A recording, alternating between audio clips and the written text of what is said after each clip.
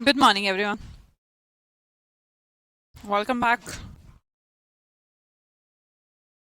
कैसे हैं?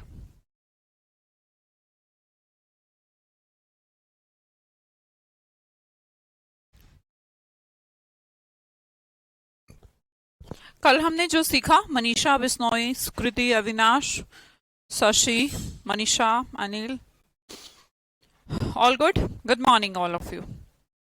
अनिल कुमार जी, किसी को कोई दिक्कत बेटा? दिक्कत तभी बताना जब पिछली चारों क्लासेस ले ली हो. आज शायद 5th क्लास है ना प्रोनाउन की. एम आई राइट? राहुल मीना, तपस मंडल, अमित झा, गुड मॉर्निंग. खुशबू बेटा, क्या 5th क्लास है? सौंदेव जुवाल जी. हाँ, एम्फैटिक वाला समझ नहीं आया. शोभा कुमारी, अभी एम्फैटिक समझाया नहीं मैंने, बीच में एम्फैटिक छोड़ दिया है. एम्फैटिक को बाद में समझाऊंगी. कुछ ऐसा कोई कॉन्सेप्ट नहीं है, मैं करा दूंगी अपने आप. अभी कोई पूरा नहीं किया मैंने. हेलेना 5th है ma'am. Yes. Karuna, Sumandeep, Bishnoi, Praveen, good morning and good morning ji. Start करते हैं इस उम्मीद के साथ कि आपने पिछली क्लास देख ली होंगी और आपको कोई इशू नहीं होगा. किसी को कोई इशू नहीं है? Avinash, no ma'am, no issue, no issue. So sweet. बहुत बढ़िया. आज की क्लास भी बहुत इंटरेस्टिंग होने वाली है.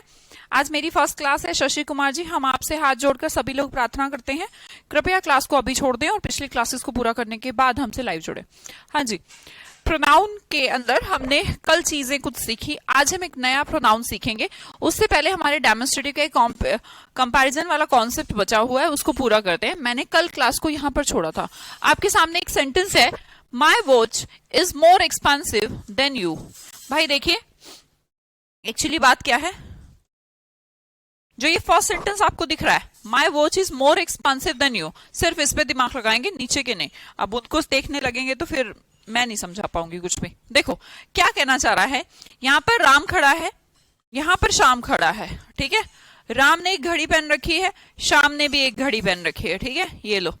अब ये जो राम है, ये शाम से कह रहा है माई वॉच, मतलब कि मेरी वॉच, ये is more expensive than you, मतलब कि घड़ी तो ये और शाम ये. तो घड़ी की कंपैरिजन किससे कर रहा है? वो शाम से कर रहा है. आई यू गेटिंग माई पॉइंट? मैंने कहा मेरी घड़ी तुमसे ज्यादा महंगी है. मेरी घड़ी तुमसे ज्यादा महंगी है. How it's possible? आप कैसे कंपेयर कर सकते हो? आप ऊंट का कंपैरिजन प्रिंटर से कैसे कर सकते हो भाई? भाई अगर आपको कंपेयर करनी भी है चीजें, तो हमेशा आपने सुना होगा, डायलॉग सुना होगा, भाई बराबरी ही नहीं है, कोई कंपैरिजन ही नहीं बनता. तो इसका मतलब ये है कि कंपैरिजन भी बराबरी में करिए. बराबरी का मतलब ये नहीं कि बराबर होना चाहिए, चीजें तो सेम होनी चाहिए. अब आप कहें कि मेरी अलमीरा तेरी कार से ज्यादा सस्ती है, ये कोई सस्ती है महंगी, क्या कहाँ अलमीरा कहाँ कार, कोई लॉजिकलेस बातें हैं. अगर आप कहें कि माई वॉच, बेसिकली ये कह रहा है मेरी घड़ी और मोर एक्सपेंसिव देन यू, यू मतलब शाम, तो तेरी शाम से ज्यादा महंगी है, तो इलॉजिकल बात है. जब भी आप कंपैरिजन करते हैं तो कंपैरिजन करने के लिए आपको सिमिलर चीजों की जरूरत होती है. ठीक है जी. तो हमने कहा ये गलत है. My watch is more expensive than you नहीं लिखना चाहते, हम कहना चाहते हैं my watch is richer than your watch. Sorry, कोई नहीं, वो रिचर लिख लो, कोई दिक्कत नहीं है. मोर एक्सपेंसिव आपने कहा देन योर वॉच. क्या हम यही लिखना चाहते हैं? देन यू नहीं लिखना चाहते, हम योर वॉच लिखना चाहते हैं. क्या मेरी बात समझ आ रही है? ये कहना चाहते हैं मेरी वॉच का कंपैरिजन तुम्हारी वॉच से. अब ठीक है, माई वॉच, मेरी वॉच का कंपैरिजन तुम्हारी वॉच से हो सकता है, हो सकता है. तो इधर माई वॉच, इधर योर वॉच. अब आपने देखा कि प्रोनाउन किस बला का नाम है? प्रोनाउन तो वो होता है जो नाउन की रिपीटेशन को रोकता है, और नाउन क्या है? यहां पर दो बार रिपीट हुई, एक तो ये, दूसरी बार ये. तो वॉच हमने दो बार यूज कर ली, एक ही लाइन में दो बार वॉच को यूज करना हमने कहा नहीं. फिर हमने क्या प्रोनाउन चैप्टर सीखा? अगर हम नाउन को बार बार यूज कर रहे हैं तो एक काम करते हैं, इस योर वॉच की जगह पर कोई प्रोनाउन लगा देते हैं. तो हम एक प्रोनाउन जानते हैं, याद करिए, मैंने कहा था my car is equal to mine, your car is equal to yours. तो ये भी तो वही है यार, your watch is equal to yours. इसका मतलब ये एक प्रोनाउन हो गया, इसका मतलब your watch, yours is equal to your watch, ऐसे लिख सकती हूं मैं. मेरी बात समझ में आती है? मुझे नहीं लगता किसी को कोई डाउट है। ये वाला कॉन्सेप्ट मैं पहले भी सिखा चुकी हूं, ठीक है।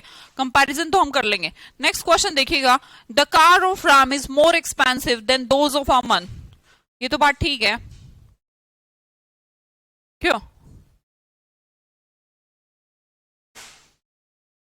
The car of Ram is more expensive than those of Aman. बेटा जो हम ऐसे लिख रहे हैं ना, माइन या योर्स या फिर अमन्स कार, इसको दोज ऑफ अमन के नाम से भी आप प्रोनाउन चेंज कर सकते हैं, कोई दिक्कत नहीं है। हमने कहा कि जो राम की जो कार है वो एक्सपेंसिव है अमन की कारों से, तो गलत बात। कार की कंपैरिजन कारों से करिए। दोज का मतलब तो प्लूरल होता है, याद है आपको? दोज का मतलब तो क्या होता है? प्लूरल होता है। अब हमने कहा राम की तो एक कार, उसके पास भैया 50-100 कार हैं, तो लॉजिकलेस बातें हैं। अब आप कहेंगे मैम हम हो सकता है किसी की एक कार ज्यादा महंगी हो उसकी 10 कारों से। भाई होने को तो कुछ भी हो सकता है, होने को तो ये भी हो सकता है कि कुत्ता ज्यादा महंगा हो मेज से, पर क्या कुत्ते और मेज की कंपैरिजन बनेगी? मेरी बात समझ पा रहे हैं? कंपैरिजन तो ऐसे तो किसी चीज का कर लो भाई, ऐसे तो इंसान की कीमत लगा लो, तुम कह दो हम तो इंसान को बेचेंगे 10 लाख में 20 लाख में। ऐसे तो किसी का बातों में तो किसी का फ्रंट नहीं कर सकते हम कि हाँ भाई मैं तुझसे आगे नहीं। बातों में तो कोई भी कुछ भी कह सकता है, पर लॉजिकल बातें ये है कि अगर कार, राम के पास एक कार है, तो कंपैरिजन सही तो ये है कि मेरी कार का कंपैरिजन तेरी कार से, मेरी घड़ी का कंपैरिजन तेरी घड़ी से। अब तू कहे कि तेरी 100 कार है मेरी एक कार, लॉजिकलेस बात है। तो हमने कहा ऐसे ना लिखकर हम कुछ ठीक लिखेंगे। नहीं आरिता नाथ जी, नहीं खरीदनी है। और बेटा जी आप गलत गलत क्लास में है बेटा। पिछली क्लास अगर आप नहीं देखेंगी तो आपको आज की क्लास समझ ही नहीं आनी है, गारंटी है। मैं गारंटी लिख के देती हूँ कि जिसने पिछली क्लासेस को कवर नहीं करा और लाइव पकड़ने के चक्कर में, हाय लाइव मैडम, फायदा नहीं है, नुकसान है ना? ठीक है। अरित्रा नाथ जी, बुक नहीं खरीदनी है, कुछ नहीं खरीदना, और पिछली क्लासेस देख लो बेटा प्लीज, ठीक है? तुम्हारी फायदे के लिए, मुझे कुछ नहीं। मेरे ऐसा नहीं कि हाँ लाइव की संख्या ज्यादा हो जाती है तो मेरे पैसे ज्यादा लग जाते हैं, मेरा कोई पैसा वैसा नहीं लगता। मैं इनको, जब आपकी फीस आई तभी एप्लीकेशन वाले अपना हिस्सा लेके, गवर्नमेंट अपना हिस्सा लेके तुरंत हिस्सा ले लेते हैं।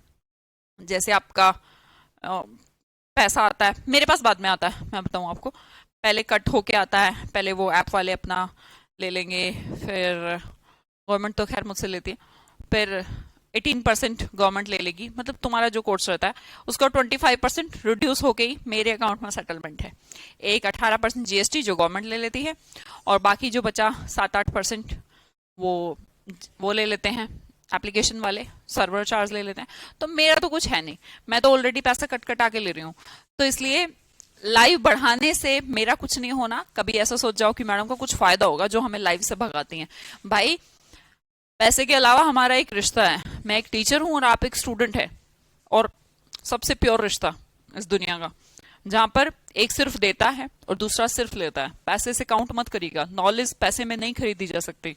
अगर आप कहें कि जितना मैंने सीखा है जीवन भर इतना रिसर्च करने के बाद चीजों को कि कैसे बच्चों को समझाया जाए, अगर उसकी वैल्यू आपको 1000, 1500, 2000 लगती है तो आप गलत सोचते हैं। इतनी वैल्यू नहीं है उसकी, तो वो तो प्राइसलेस है।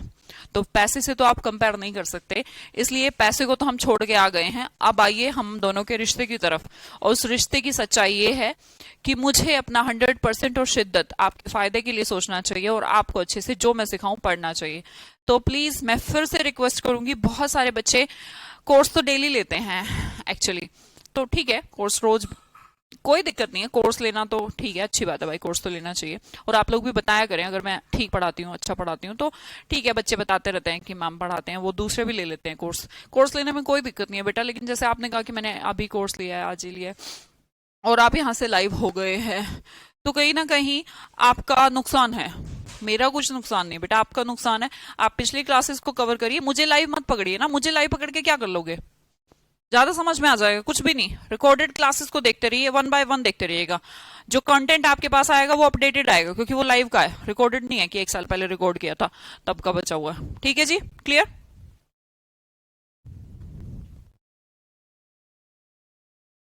अरित्रा आप एक बार पढ़ तो लीजिए, मुझे नहीं लगता आपको कोई डाउट आएगा।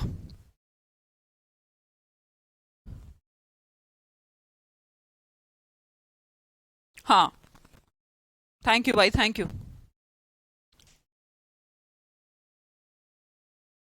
अरे बस सुकृति चेंज कर दिया, आप मोर एक्सपेंसिव लिख लें, कोई दिक्कत नहीं है।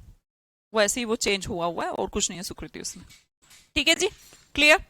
थैंक यू भाई, आप लोग बात को बहुत प्यार से समझते हैं और आप बहुत अच्छे हैं। मैं बहुत अपने आप को प्रिविलेज फील करती हूँ कि इतना अच्छे बच्चे मेरे पास पढ़ते हैं जो हमेशा रिस्पेक्ट और प्रेज करते हैं। ऐसा नहीं, कुछ बच्चों को मैं देखती हूँ आजकल भूल ही गए हैं कि टीचर स्टूडेंट की मर्यादा ही खत्म हो गई। उनको यही नहीं पता कि तुम्हारे टीचर की रिस्पेक्ट नहीं करे। मतलब कुछ तो कुछ भी वाहियात यार। मतलब मैं यूट्यूब पे देखती हूँ कुछ भी, चाहे वो कैसा भी हो, कोई भी कैसा भी हो यार, गालियां देने का कौन सा सेंस होता है? मतलब क्या बनोगे तुम? मैं देख रही थी अभी, आप जानते होंगे मुद्दा तो, पर मतलब नीचे लिख रहे हैं, अरे भाई छोड़ो यार, कौन क्या है क्या करता है, आपको तो कुछ ठीक ही पढ़ाता होगा। ऐसा तो कुछ होगा, मान लो कि मैंने पूरा बैच आपने खरीद लिया, पढ़ लिया, भाई मैंने 10 20 30% कुछ तो आपको पढ़ाया होगा। और अगर मैं कह रही हूँ मैंने 10% 20% 30% कुछ भी पढ़ाया है, तो आपको टीचर की रिस्पेक्ट करनी चाहिए। मेरी बात नहीं कर रही, मैं किसी और की बात कर रही हूँ। किसी और को मैं देख रही थी कि बहुत गालियां बच्चे लिख रहे हैं, गंदी गंदी गंदा गंदा बोल रहे हैं। यार क्यों लिख रहे हो यार? टीचर तो टीचर होता है। कल को आप बनोगे, आप कुछ करोगे। नहीं करना यार किसी की भी नहीं करनी। टीचर तो क्या, बुराई से दूर रहा करो, क्योंकि वो आपको नेगेटिविटी देती है। और जो जो कोई चीज आपको नेगेटिव एनर्जी देता है वो आपको पीछे की तरफ धकेलेगा। तो बुराइयों में कुछ नहीं रखा बेटा, जिसके अंदर जो अच्छाई हो उस अच्छाई की तरफ दिमाग लगाइए और उसे छोड़ दीजिए। ठीक है, और आप एक स्टूडेंट है, आपको पॉजिटिव एरा की जरूरत है, पॉजिटिव एनर्जी की जरूरत है। आपके चारों तरफ इतने पॉजिटिव लोग, जो अगर अगर आपका फ्रेंड भी कोई ऐसा है ना जो नेगेटिव बातें करता है, ये खराब है वो खराब है, उसने पता ऐसा कर दिया उसने, उससे कहिए कि तू निकल ले यहाँ से। क्योंकि इस टाइम पे सिलेक्शन लेने के लिए आपको वहां तक पहुंचने के लिए एक पॉजिटिव एनवायरनमेंट चाहिए, जिसमें ना तो वर्ड हो ही ना, नेगेटिव तो वर्ड हो ही ना। ठीक है, तो उनसे दूर रहिए और पॉजिटिव एरा क्रिएट करिए। ठीक है, इससे आप सोसाइटी भी सुधार पाएंगे और अपने आप को भी। The car of Ram is more expensive than those of Aman. मैंने कहा ऐसे तो करने को तो आप कुत्ते की कंपैरिजन अलमारी से कर दीजिए, पर सही यही होगा कि राम की कार की कंपैरिजन अमन की कार से करिए। और अगर आप एक कार से करेंगे तो दोज का यूज ना करके डैट का यूज करिए। ठीक है, the car of Ram is more expensive than that of Aman. Next देखिएगा, the roads of MP is better than that of America. अब ध्यान से देखिए, कंपैरिजन तो आपको देखना पड़ेगा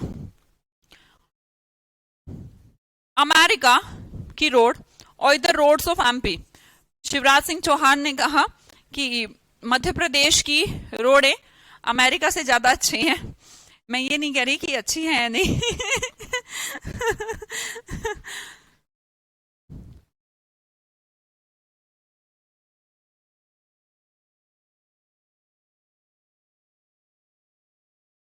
आपने कंट्रोवर्सी पे कुछ बोल, मैं क्यों बोलूं भाई कंट्रोवर्सी पे कुछ? मैं नहीं बोलती भाई। मैं तो आज तक तो मेरी यूट्यूब पे कोई वीडियो हेट स्पीच नहीं मिलेगी तुम्हें।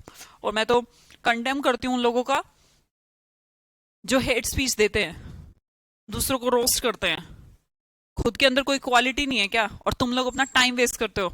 इतनी झुंझलाहट आती है ना मुझे इस बात पे, जब मैं देखती हूँ कि इतने व्यूज हैं किस बात के, कि कोई दूसरा किसी को गाली दे रहा था और तुम देख रहे हो। Shame on you. जो भी बच्चे देखते हैं, तुम्हें नहीं करी, जो भी देखते हैं, अगर तुम्हारा यूट्यूब पे ऐसे चलता ना हाथ,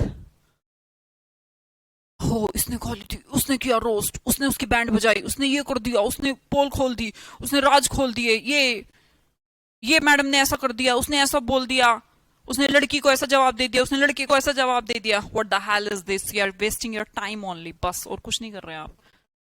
कुछ भी नहीं मिल रहा और आपका हो रहा है। उनका कुछ नहीं जा रहा, उनको पैसे आ रहे हैं यूट्यूब से, पता है तुम्हें? यूट्यूब से पैसे आते हैं। पर तुम्हारा सोचो यार, मुझे गुस्सा आता है कि जब स्टूडेंट्स नीचे उसमें इन्वॉल्व होते हैं तो ऐसा लगता है कि मिल जाए तो सामने बजाए बजाए चले जाऊं इनके। काम की चीजें नहीं पढ़नी, हेट स्पीच पढ़नी है। सुधारो अपने आप को।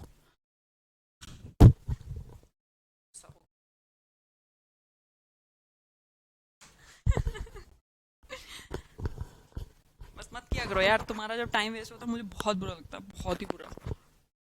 पता नहीं क्यों लगता है, पर लगता है, क्या करें।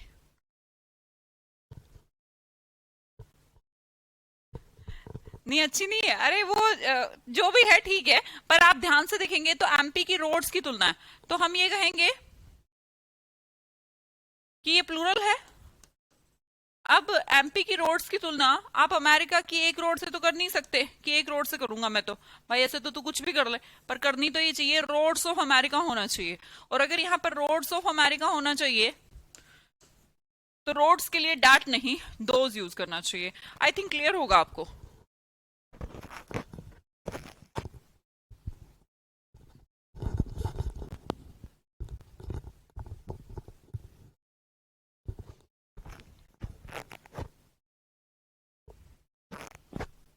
क्लियर?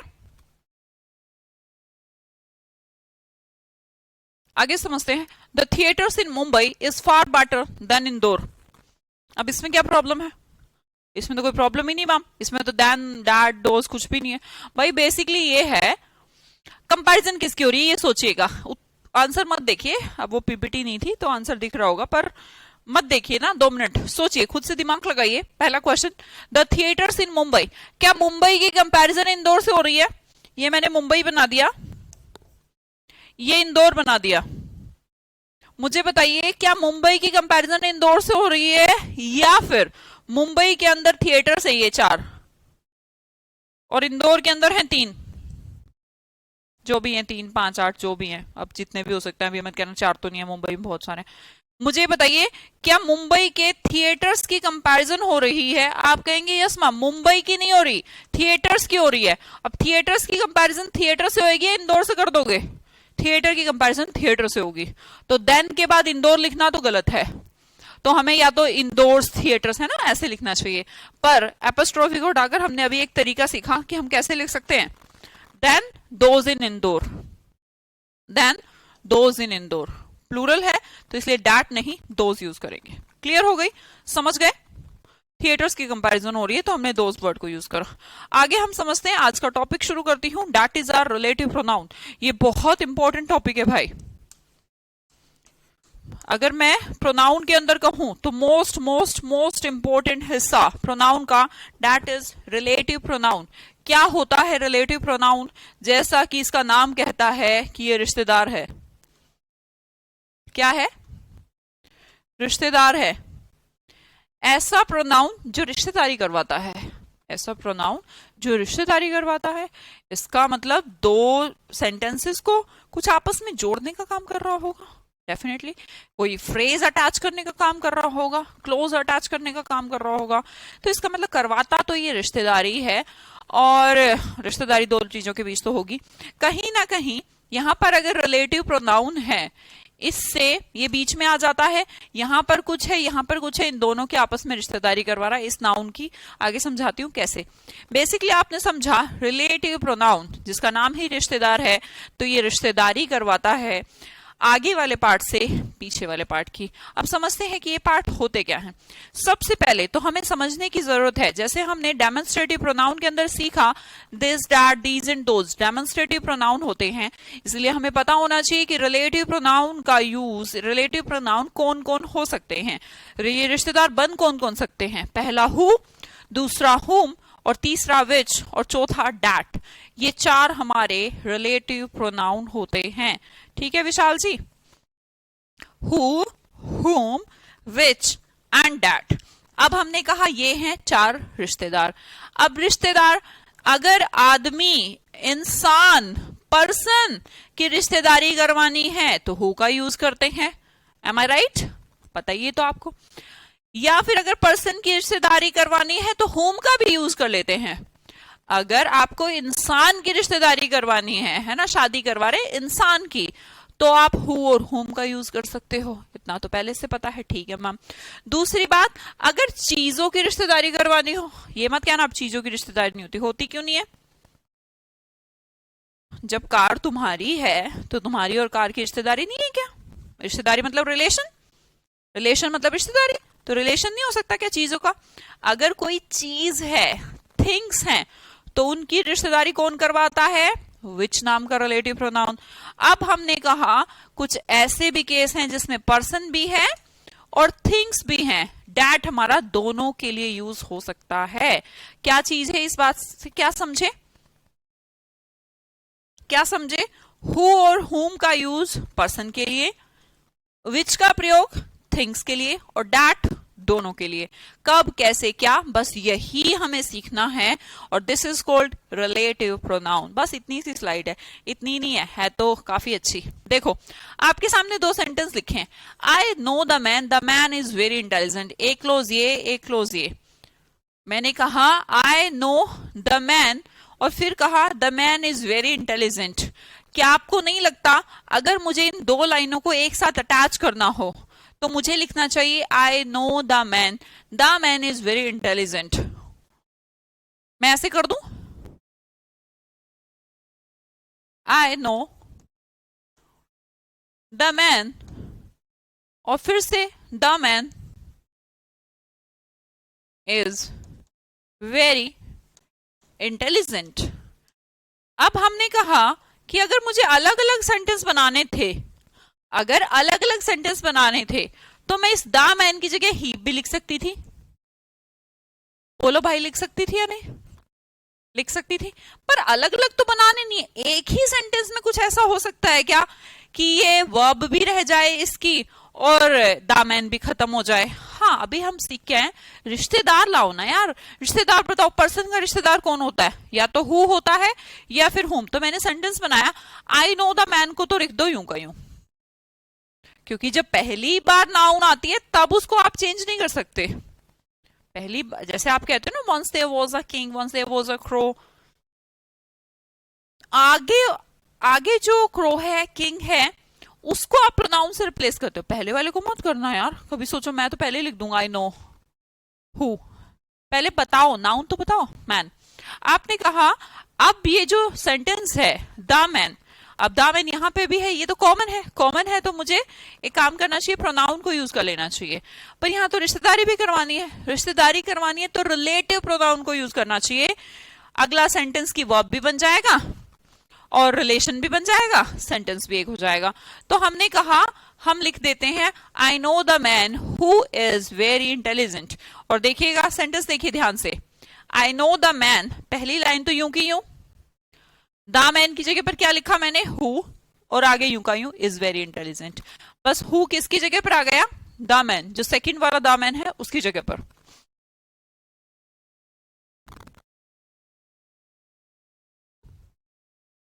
बेटा क्लियर इतनी सी बात? आगे बढ़ती हूं। देखो I know the man, I met the man yesterday. फिर से आपके सामने दो सेंटेंस, आपको फिर से इसे एक लाइन में चेंज करना है और रिलेटिव प्रोनाउन की हेल्प से। पहला सेंटेंस यूं का यूं, जो सिखाया बस उसे लिखिएगा, आई नो द मैन, लिख दिया। उसके बाद क्या करना है, हमने कहा I met the man yesterday, I met the man. अब कहेंगे भाई होम क्यों यूज कर रहे हैं यहाँ पे? देखो इसको तो चेंज करना है ना, द मैन को तो दूसरी बार आया है तो हमें इस द मैन के साथ कोई रिलेटिव प्रोनाउन तो यूज करना पड़ेगा। पर यहाँ पर होम क्यों यूज कर रहे हैं मैम? पिछले बारे में हु यूज करा, इसमें होम यूज करा। क्या आप जानते हैं इस बात को? अगर कोई जानता है तो बता दो यार, मुझे नहीं पता। इसमें मैंने होम क्यों यूज करा? आई नो द मैन तो यूं का यूं लिख दिया, फिर आगे है आई मेट द मैन। अब इसमें मैं लिख रही हूं whom I met yesterday, मतलब द मैन को आगे ले गई, द मैन की जगह whom लिखा, I met yesterday। whom क्यों यूज करा? नहीं विशाल, नहीं आ सकता बेटा डैट, इतनी आगे की मत सोचा करो, पहले पूरा पढ़ लो।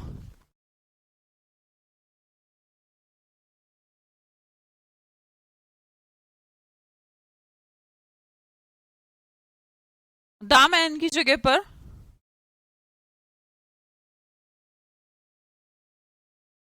ऑब्जेक्ट की तरह काम कर रहा है। बिल्कुल सही बात भाई। चलो जिसने भी आंसर दिया बिल्कुल सही दिया है, आंसर आपकी स्क्रीन पर आ गया है। जब हमने कहा पर्सन के लिए दोनों यूज हो सकते हैं, हु भी यूज हो सकता है और हुम भी यूज हो सकता है, ठीक है। बट हु कब यूज होगा और हुम कब यूज होगा? सिंपल है, अगर आपको सब्जेक्ट की जरूरत है, किसकी जरूरत है? सब्जेक्ट की, तो आप हु को यूज करिए। और अगर ऑब्जेक्ट की जरूरत है तो होम को यूज करिए, ऐसा ही तो होता था भाई। पता तो लगाओ, सब्जेक्ट चाहिए ऑब्जेक्ट चाहिए, सब्जेक्ट चाहिए तो हु, ऑब्जेक्ट चाहिए तो होम। हर प्रोनाउन का केस होता है, सब्जेक्ट चाहिए तो ही, ऑब्जेक्ट चाहिए तो हिम, सब्जेक्ट चाहिए तो शी, ऑब्जेक्ट चाहिए तो हर, इसी तरह सब्जेक्ट चाहिए तो हो, ऑब्जेक्ट चाहिए तो होम। अब आप देख के आइए, यहां पर ऑब्जेक्ट था द मैन या सब्जेक्ट था? अगर द मैन की जगह ही लिख सकती हूं या हिम लिखना पड़ेगा? बोलो। अगर मैं, छोड़ो इसको तो, हु होम को, तो मैं आपसे कहूं ही यूज करूं या हिम? पर्सनल प्रोनाउन याद कर लीजिए। आई मेट, जल्दी से बताइए, रचना, सपना, हेलेना, पीताम्बर सिंह, प्रेम सिंह, हिम। गुड, तुम ही कह रहे हो, मैं तो कुछ नहीं कह रही। आई मेट हिम यूज कर रहे हो, सब हिम लिख रहे हैं भाई, ही नहीं लिख रहा कोई भी। और पीछे वाले में क्या लिख रहे थे? ही लिख रहे थे। तो जब ही लिखने की बारी थी तो हु लिख रही थी यार मैं, और जब मेरी हिम लिखने की बारी है कि इसकी जगह तो हिम लिखूंगी। हिम मतलब ऑब्जेक्टिव केस, ऑब्जेक्टिव केस मतलब हुम लिख दूं फिर, क्योंकि ऑब्जेक्टिव केस तो हुम होता है। इतनी सी बात क्लियर होती है कि पर्सन के लिए हमारे दोनों यूज हो सकते हैं, हु और हुम। पर अगर हमें सब्जेक्ट की नीड है तो हु लिखिए, ऑब्जेक्ट की नीड है तो हुम लिखिए। पहचानने का तरीके अभी समझाएंगे। अगला सेंटेंस पहले आप बना दे। They have the watch is made in Japan. देख के बनाते हो अगर तो पाप लगेगा। They have the watch is made in Japan. तो हमने कहा वॉच, कॉमन तरीका क्या बताया, पहले लिख दो पूरा, दे हैव द वॉच, राइट। फिर वॉच की जगह पर मैं हु यूज करूं, होम यूज करूं, विच यूज करूं, क्या यूज करूं? आप कहेंगे मैम चीज है, थिंग्स है, और थिंग्स के लिए मैंने क्या बताया था, क्या यूज करिए, विच यूज करिए। विच इज मेड इन जापान। क्या इसमें मुझे सोचने की जरूरत है सब्जेक्ट और ऑब्जेक्ट? नहीं, सब्जेक्ट और ऑब्जेक्ट सिर्फ हु, होम, इनके रिप्लाई हैं। हु और होम है जो आपको कंफ्यूज करते हैं कि सब्जेक्ट चाहिए। विच तो बेचारा बड़ा सिंपल है, चाहे सब्जेक्ट हो या ऑब्जेक्ट, विच ही रहता है, विच का कोई फॉर्मेशन चेंज नहीं।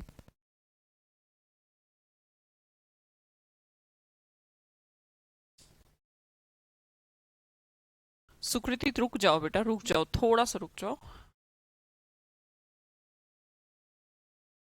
चीज के लिए क्या यूज कर सकते हैं, विच यूज कर सकते हैं, ठीक है।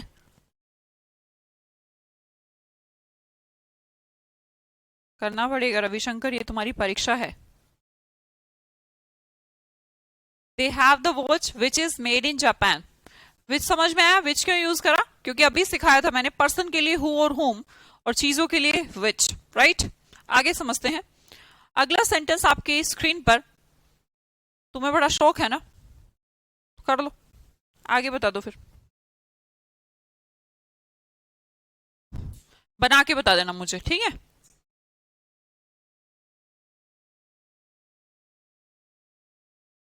चलो छोड़ो, बस ये बता दो मुझे कि ये सेंटेंस ठीक है या गलत है। अभी तक तो सारे ठीक थे मैम, अब ये गलत कैसे हो सकता?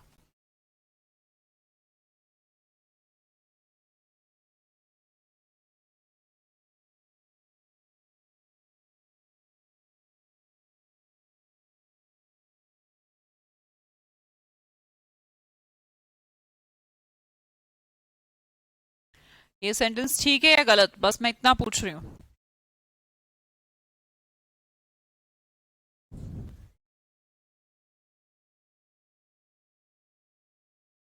पीताम्बर कोई दिक्कत नहीं बेटा, ऑब्जेक्ट है तब भी विच का यूज करते हैं, और सब्जेक्ट है तब भी विच, और विच विच सब्जेक्ट ऑब्जेक्ट दोनों में यूज होता है, ठीक है। अब अगर तुम्हारे मन में एक क्वेश्चन उठ रहा है, नहीं कुछ तो चेंज करिए, तो मैं नहीं कर पाऊंगी, आई एम सो सॉरी।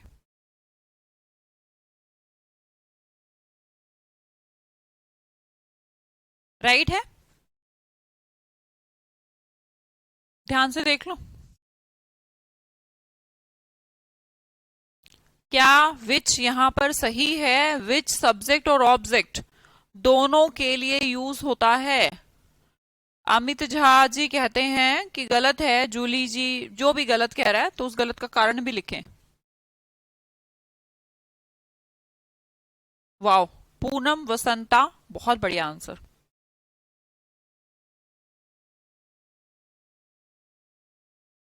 बहुत बढ़िया। बस सिर्फ एक पूनम लड़की है जिसने कंप्लीट आंसर दिया। अब यस और नो कहने वाले तो बहुत सारे हैं भाई, जब तक आप आंसर पूरा नहीं देंगे तो मैं कैसे समझूंगी। रीना हैज द मार्कर, पहली लाइन तो यूं की यूं लिखनी है, लिख ली हमने। Saroj board this marker from a shop, Saroj ने इस मार्कर को शॉप से खरीदा। तो हमने देखा कि जो डबल आ रही है वो तो मार्कर है, तो मार्कर के लिए हमें रिलेटिव प्रोनाउन यूज करना पड़ेगा। फर्स्ट सेंटेंस यूं का यूं, रीना हैज द मार्कर, है ना। तो हमने कहा रीना हैज द मार्कर, तो यूं का यूं लिख लिया। अब मार्कर के लिए, क्योंकि ये मार्कर यहां पर भी है और ये मार्कर यहां पर भी है ना, इस मार्कर के लिए क्या यूज करूं। अब ये इंसान तो है नहीं जो हु और होम को यूज कर लेंगे, क्या यूज करें, विच यूज करें, क्योंकि मैंने अभी बताया था चीजों के लिए विच का यूज करते हैं, तो विच तो एकदम ठीक है। फिर आगे हमने देखा चलो विच तो बिल्कुल ठीक है, तो विच यूज कर लिया। सरोज बोट, सरोज बोट भी ठीक है। फिर हमने देखा इट, अब इट किसके लिए आया है, फ्रॉम अ शॉप तो चलो ठीक है, इट मुझे बता दो, मुझे बस इतना बता दो कि ये इट किसके लिए आया है। अगला क्वेश्चन किसके लिए आया, मार्कर के लिए मैम, और मार्कर के लिए तो विच आ चुका, दो दो बार प्रोनाउन यूज करूं क्या।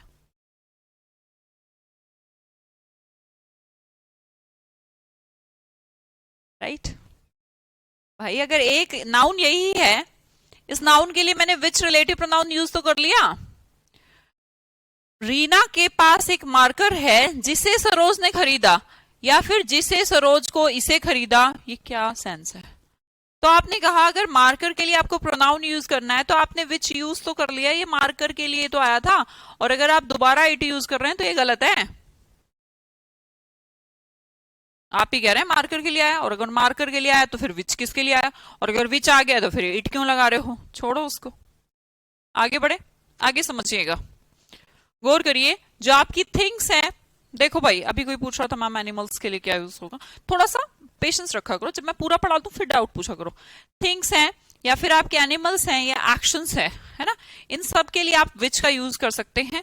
और पीताम्बर सी जैसा आप कह रहे थे कि मैम सब ऑब्जेक्ट हो तो क्या करें, भाई चाहे सब्जेक्ट हो या ऑब्जेक्ट हो, आपको विच का ही यूज करना है। और विच का प्रयोग आप चीजों के लिए तो करते ही करते हैं, साथ में एनिमल्स या फिर कोई एक्शंस हो रहे हो, लाइक स्विमिंग एक एक्शन है, डांसिंग एक एक्शन है, उन एक्शंस के साथ भी आप विच का ही प्रयोग करेंगे। क्या सीखा आपने, विच का प्रयोग सब्जेक्ट और ऑब्जेक्ट दोनों की तरीके से हो सकता है, हु का प्रयोग सब्जेक्ट की तरह, हुम का प्रयोग ऑब्जेक्ट की तरह। हमने कहा अगर एनिमल्स आ जाएं तो भी हम किसका यूज करेंगे, विच का यूज करेंगे, ठीक है। तो अगर आपको आ गया है तो फिर तो अगला सेंटेंस जल्दी से बता दोगे तुम, बता दो, बस इतना बता दो कि क्या यूज होगा, हु यूज करूं या विच यूज करूं।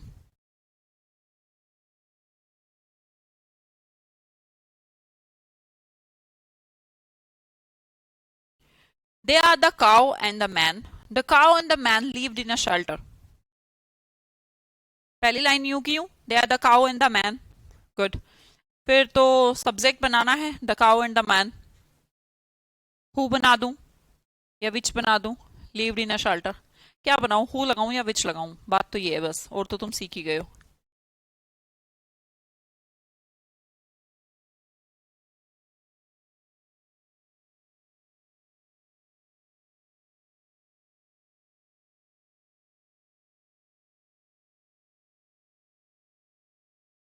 शॉप का कोई सब्जेक्ट नहीं भाई, शॉप खुद एक ऑब्जेक्ट है, फ्रॉम अ शॉप, फ्रॉम एक प्रपोजिशन है पीताम्बर, और शॉप हमारा प्रपोजिशनल ऑब्जेक्ट है, वो वर्ब का ऑब्जेक्ट नहीं, प्रपोजिशन का ऑब्जेक्ट है। हु लगा दूं, ठीक है, और बताइए कोई, विच लगा दूं, अरे हु लगाऊं या विच लगाऊं, अपना पक्ष भी नहीं रख सकते क्या, इतना मूक बन के क्यों रहते हो आधे बच्चे, आधे नहीं, सबकी बात नहीं हो रही। तपस ओके बेटा, रवि, कुमकुम, राहुल, पीताम्बर, जूही, अनिल, सरिता, मंगेश, सुप्रतिम,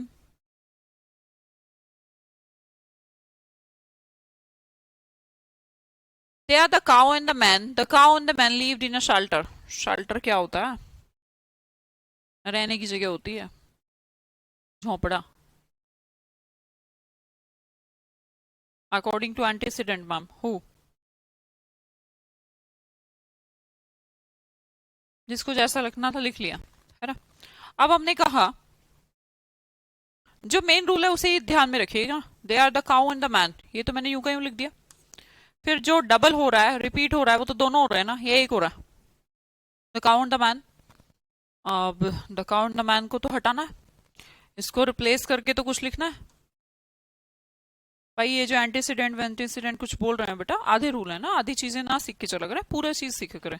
समझ में आपको पता होना चाहिए कि एग्जैक्टली प्रोसेस हो क्या रहा है, जो आगे जो कहानी हो रही है वो दोनों के लिए हो रही है। देखो ना, अगर दोनों ना होती तो फिर सिर्फ मैन का रिपीटेशन होता ना, द काउ का क्यों होता?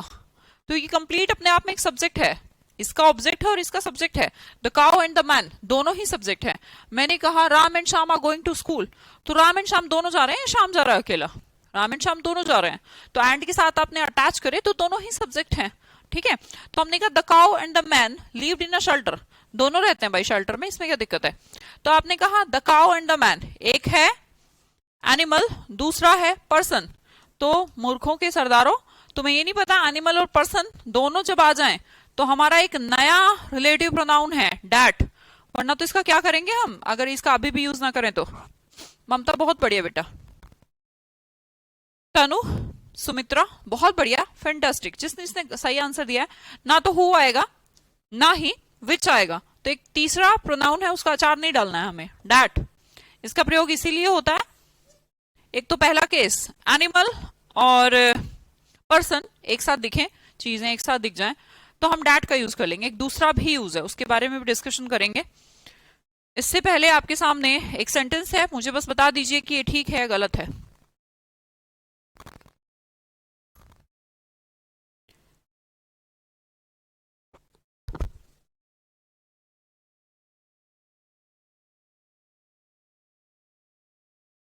क्या ये सेंटेंस ठीक है या गलत है?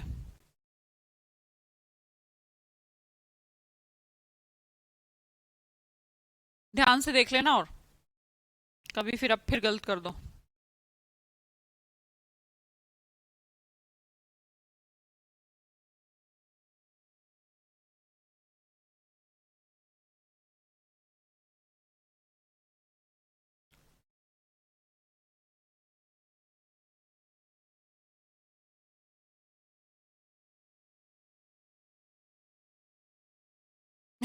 ठीक है राहुल मीना जी, मेरी गलती है, सॉरी बेटा।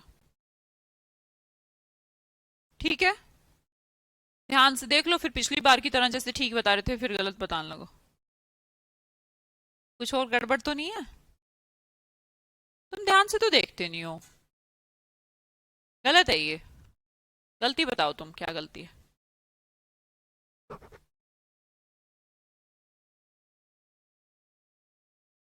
अंजलि उपाध्याय, अच्छा D, no R ma'am, okay. सही लग रहा है, लग रहा है और सही होने में बहुत अंतर है। अगर पेपर में ऐसा करके आओगे ना रविशंकर की सही लग रहा है, गलत होगा बेटा तेरे लिए।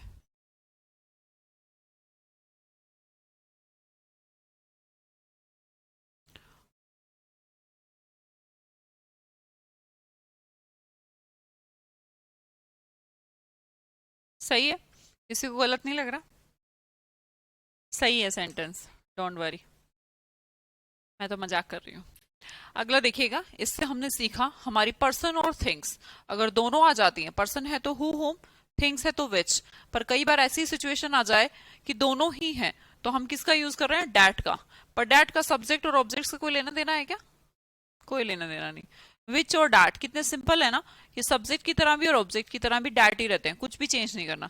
पर हमारी समस्या हु और होम जरूर है, कि हु कहाँ यूज होगा, होम कहाँ यूज होगा। अगर सब्जेक्ट की जरूरत है तो हु, ऑब्जेक्ट की जरूरत है तो होम। आगे समझते हैं, आपके सामने एक सेंटेंस है, जिससे हो पाए वो करिएगा, प्रैक्टिस है अब, बस प्रैक्टिस कराएंगे रिलेटिव प्रोनाउन की, और कुछ नहीं। The pen who was sold was very expensive, थोड़ा फास्ट करेंगे बेटा अब, है ना।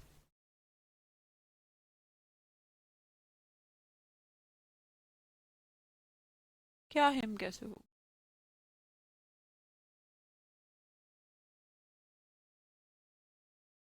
क्या बेटा, ये ही तो उस ही के लिए आया है ना, हिम। मनीषा, ये हिम इस पीपल के लिए नहीं आया बेटा, ये तो यहाँ पे था ही।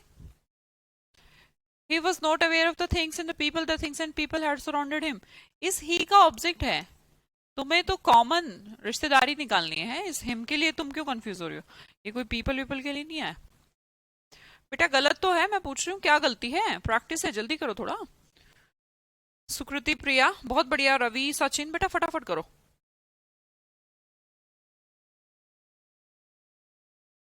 अतुल कुमार जी कल ही कोर्स लिया है, अभी आपके लिए ही मैंने थोड़ा गर्म स्वभाव में भी और प्यार से भी समझाया, बेटा मत करो ऐसा, अपनी जिंदगी के साथ खिलवाड़, लाइव में मत जुड़िए। पहले पिछली क्लासेस पूरे बैच लेने में कोई दिक्कत नहीं है, आराम से पढ़ी एक एक class. Which is sold, very good. The pen who was sold, गलत बात है। हमने कहा पेन तो हमारा निर्जीव है और चीज है, तो हमने कहा चीज है तो हु का यूज नहीं करेंगे, हम किसका यूज करेंगे, विच का यूज करेंगे, ठीक है। The pen which was sold was very expensive, clear. I am looking for someone, I am looking for someone which can watch my dog when I go on vacation. अगला sentence देखो भाई, second बताओ थोड़ा fast, जल्दी जल्दी। I am looking for someone, मैं किसी को ढूंढ रहा हूं, खोज रहा हूं कि जो मेरे डॉग का ध्यान रख ले जब मैं वेकेशन पे जाऊं। तो समवन, समवन मतलब कोई पर्सन, और पर्सन है तो पर्सन के लिए विच का यूज ना करके मैं या तो हु का यूज करूं या फिर हुम का यूज करूं। पर क्या आप मुझे बता सकते हैं कि हु का यूज करूं या हुम का यूज करूं?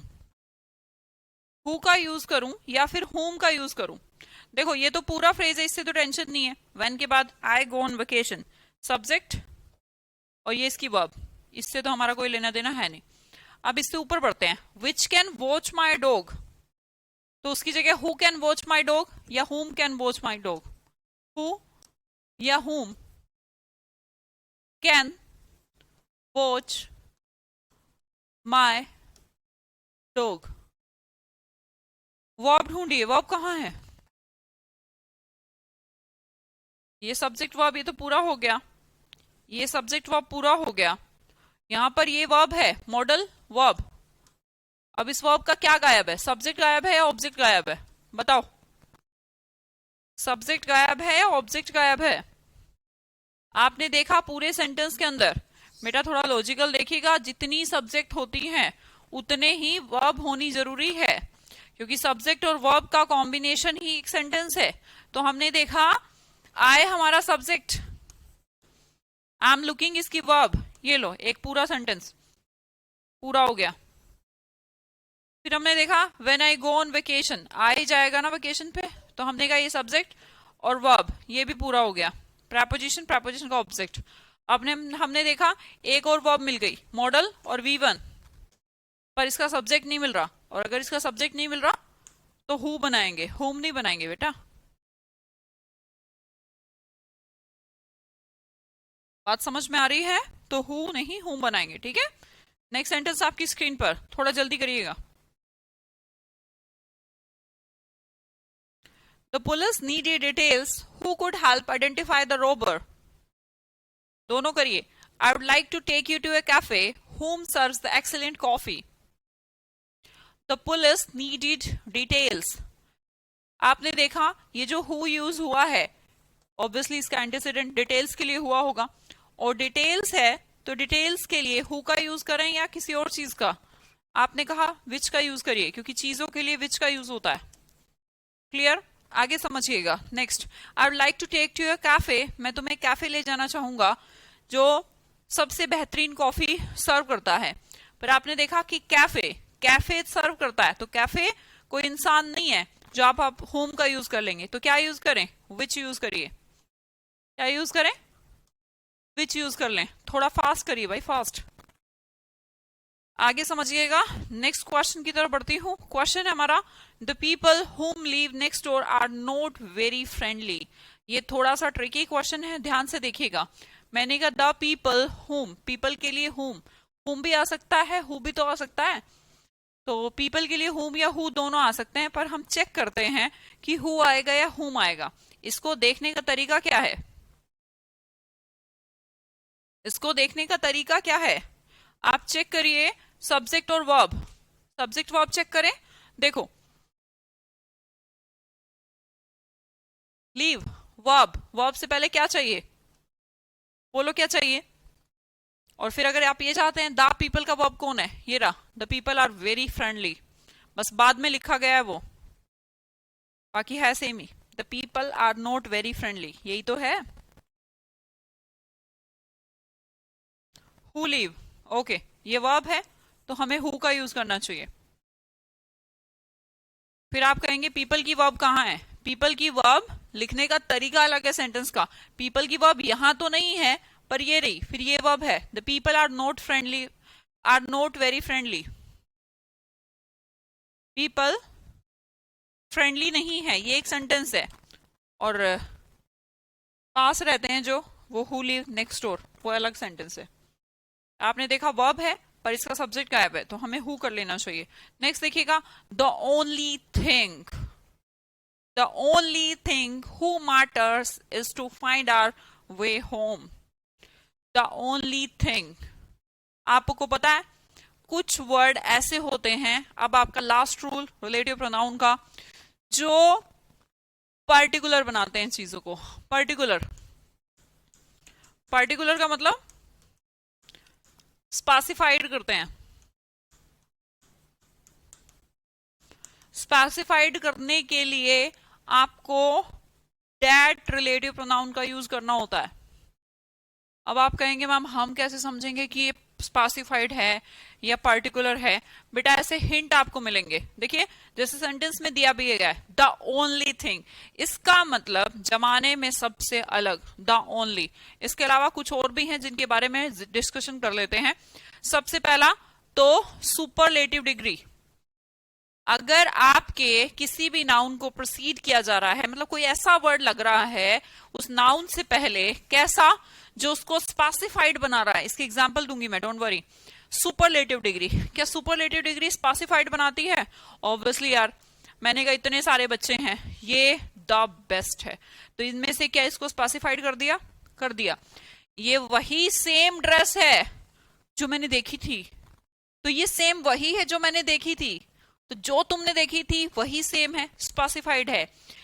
ये ओनली एक लड़की है जो इस काम को कर सकती है। हमने कहा नन, कोई भी नहीं कर सकता भाई, नन, इनमें से कोई नहीं, स्पेसिफाइड। मैंने कहा ऑल, जो भी है सब यही, फ्यू, जो भी है यही, लिटिल, जो भी है यही, कुछ भी नहीं। तो ये जो सारे वर्ड हैं जो आपको दिखाई आ रहे हैं स्क्रीन पर, अगर ये किसी नाउन से पहले आपको मिल जाते हैं, और आपकी नॉलेज के लिए मैं बता दूं, कोई भी वर्ड आपको देखने को नहीं मिलेगा, ना फ्यू का, ना लिटिल का, ना नन का। आपको सबसे ज्यादा जो देखने को मिलेंगे, एक तो सेम, जो पेपर में आज तक आए हैं, ओनली सेम, या फिर ये सेम वही ड्रेस है जो मैंने देखी थी, ये सेम वही बाइक है जो मार्केट में थी, है ना, ये ओनली यही गर्ल है जो इस काम को कर सकती है, ओनली यही कार है जो उस कार को बीट कर सकती है। तो सिर्फ ओनली और सेम एक ऐसे वर्ड हैं जो किसी नाउन को पर्टिकुलर बनाने का काम करते हैं। सुपरलेटिव डिग्री भी करती है उसको पर्टिकुलर बनाने का काम। तो जो किसी को पर्टिकुलर बना दे, तो हमें लास्ट रूल हमारा, हमें डैट का यूज करना चाहिए। आपके सामने next sentence, the women who I marry should have good sense of humor. करो जल्दी से नेक्स्ट सेंटेंस, बेटा पूरे कराऊंगी मैं।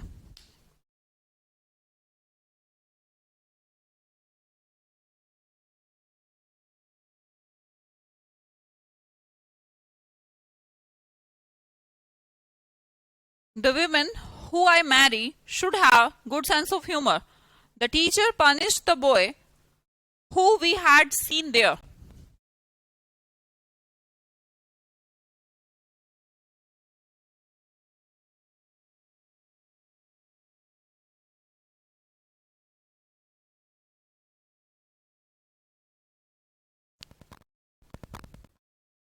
ये ना चप्पल निकाल के मारूंगी। डैट कहां से आ गया? डैट किसने कहा डैट लगाने के लिए? डैट के लिए क्या बताया?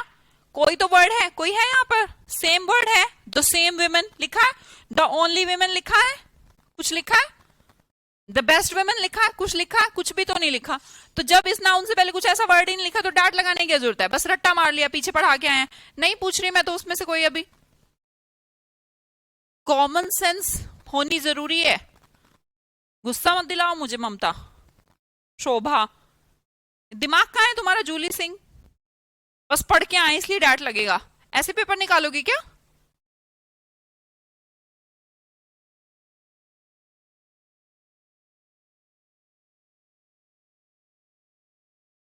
यादव ब्रांड जी, एकदम नीचे से शुरू करिए। मैं आपको, जो आपका रिकॉर्डेड सेक्शन है उसमें से बेटा एकदम शुरू से शुरू करिए पूरा चैप्टर। नाउन से पढ़ लो, है ना?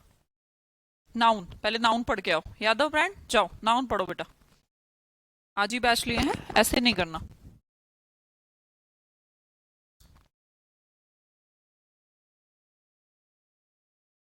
और सामने होते ना खड़ा कर देती और हाथ ऊपर करवा देती खड़े। तमीज नहीं है तुम्हें? कहा, किसने कहा कि यहाँ डैट का यूज करना है? क्या है? हु यूज किया है हमने, किसके लिए यूज किया है? वुमेन के लिए। वुमेन से आगे कुछ है जो तुम्हें स्पेशल फील करवा रहा हो? क्या है स्पेशल फील करवाने वाला? कोई भी नहीं है। इधर the teacher punish the boys, boys के लिए हु यूज हुआ है? कुछ है? टीचर है, सब्जेक्ट, ये इसकी वर्ब। कुछ है ऐसा कि जो इसको स्पेशल फील करा रहा हो? ये वही लड़का है जिसको सजा मिली थी, ये सिर्फ वही लड़का है जिसने लाल कपड़े पहने। कुछ है ऐसा? ये बेस्ट लड़का है। कुछ है ऐसा कि पर्टिकुलर फील हो रहा है? कुछ भी तो नहीं फील हो रहा। इसका मतलब हु होम जो हम बेसिक नेचर जो पहले पढ़ रहे थे वही फॉलो होगा। बस इतना बताओ, हु यूज होगा या होम यूज होगा? हु यूज होगा या होम यूज होगा? सुकृति बहुत बढ़िया। सुकृति कहती है मैम होम यूज होगा। बहुत सारे बच्चों ने ठीक भी आंसर दिया है, उनके लिए शाबाशी, अमेजिंग। और जिन्होंने गलत किया उनके हाथ खड़े कर लो तुम। अब हु की जगह इसमें भी बच्चे कह रहे हैं होम। चेक भी कर लेती हूं मैं, जिसको नहीं समझ में आता हो। देखो, आपने देखा आई मैरी, सब्जेक्ट ये वर्ब है, इसको सब्जेक्ट तो मिल गया आई, ये तो फालतू है, इसका हम क्या करें? आगे देखो, वी हैड सीन, सब वर्ब को सब्जेक्ट मिल गया वी। बेटा एक नॉर्मल सी बात ध्यान रखिएगा, अगर आपको किसी हु के बाद या होम जो भी लगा उसके बाद एक सब्जेक्ट और वर्ब मिल जाए, मतलब देखो ना सब्जेक्ट और वर्ब मिल गए, 99% केस, अदरवाइज पूरा चेक करना पड़ सकता है। सब्जेक्ट और वर्ब मिल गए तो इसका मतलब यहां पर ऑब्जेक्ट आएगा होम, क्योंकि अब तुम्हें सब्जेक्ट नहीं चाहिए। अब तुम्हें सब्जेक्ट मिल गया वी, तो आपको होम चाहिए, हु नहीं चाहिए। और अगर अगर आप पूरे सेंटेंस के अंदर भी चेक करेंगे, number of subject should be equal to number of verb, और बाकी जो बच गया ऑब्जेक्ट, ये चेक कर लेना बस। Number of subject should be equal to number of verb. आगे देखिए, they will accept the offer who you will offer to them. I call the same man who I met in the club last month. Check करो, ठीक करो।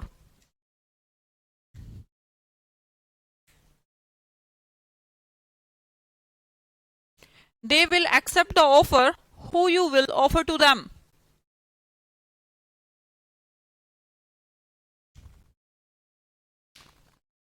Check कर लीजिए, offer है तो offer के साथ हु को तो नहीं यूज करेंगे मैम, या तो विच यूज करेंगे, और अगर कोई स्पेसिफाइड होता तो डैट यूज करेंगे।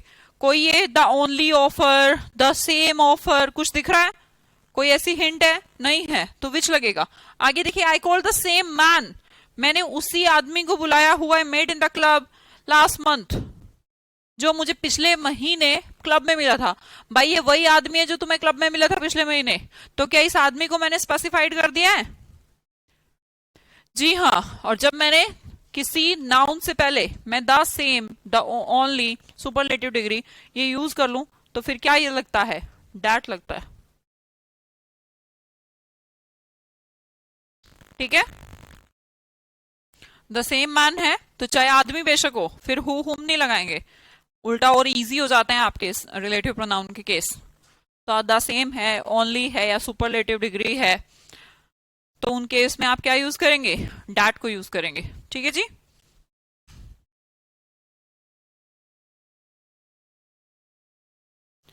उम्मीद करती हूँ रिलेटिव प्रोनाउन आपको समझ में आया होगा, और कल हम अगली क्लास पढ़ेंगे, बहुत इजी है और आप आसानी से चीजें समझ भी पा रहे हैं।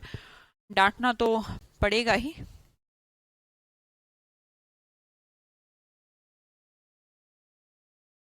थिएटर्स के साथ वर्ब इज यूज किया है? नहीं बेटा, तो आर होगा, वो गलती से हो जाती है मिस्टेक, कोई बात नहीं, इंसान ही है हम भी, भगवान तो है नहीं। नरेश शर्मा जी, अगर थिएटर्स के साथ इज यूज किया है तो गलत किया है, आर यूज कर ले, ठीक है। हम अपनी गलती मानते हैं, तुम भी तो करते हो इतनी गलती, हमारे टाइपिंग वाले भी गलती कर देते हैं भाई। बहुत सारी चीजें होती हैं हमारे दिमाग में, बहुत सारे बैच होते हैं। ठीक है, bye bye. Thank you so much. Enjoy किया क्लास को एंजॉय किया करो। अगर क्लास को एंजॉय करोगे तो फायदे में रहोगे, है ना। मजा आना चाहिए, सीख के मजा आना चाहिए, डांट खा के मजा आना चाहिए, गलतियां करके मजा आना चाहिए। गलतियां करके मजे आओगे, मजे करोगे, इसका मतलब कुछ सीख रहे हो जिंदगी में। ठीक है, बाय बाय। थैंक यू डांटने के लिए। ठीक है, डांट खाते रहो बस, मुझसे सीखते रहो, पेपर में गलती मत करके आना यार प्लीज, दिल दुख जाएगा मेरा।